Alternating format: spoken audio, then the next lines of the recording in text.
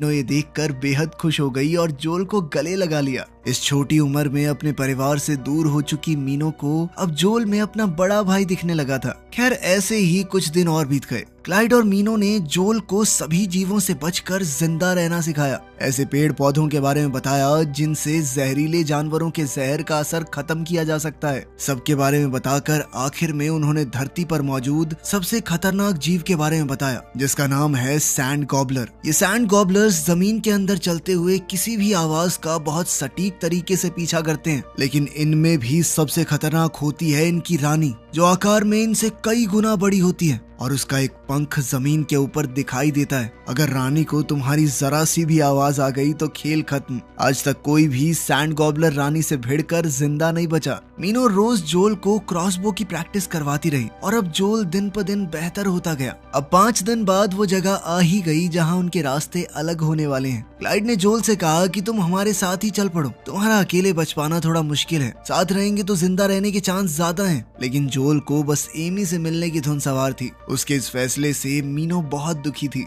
जोल ने उसे समझाया कि एमी मेरे लिए बहुत मायने रखती है। मीनो ने आखिरी बार जोल को गले से लगाया। वहीं क्लाइड ने जाते हुए जोल को एक ग्रेनेड दिया और कहा कि जब बहुत जरूरत पड़े तो ही इसका इस्तेमाल करना। इसकी पिन निकालने के बाद 5 तक गिनना और फिर फेंकना। याद रहे 5 तक गिनना है। अब दोनों खेमे अपने अपने रास्ते निकल पड़े। अब जोल और बॉय को 50 किलोमीटर की दूरी अकेले तय करनी है, लेकिन यह सफर बहुत मुश्किल होने वाला था। कुछ दूर चलने के बाद वो दोनों एक जगह पहुंचे जहां बॉय कुछ अजीब बर्ताव करने लगा और अब वो आगे नहीं जाना चाहता था। डर के मारे वो एक पेडल बोट के नीचे छुप गया। जोल बॉय को बाहर निकलने के लिए बोल ही रहा था कि तभी जोल के पैरों के नीचे से कई सारे पैर निकलते हैं। ये एक बहुत बड़ा सेंटीपीड था। जोल ने डरते हुए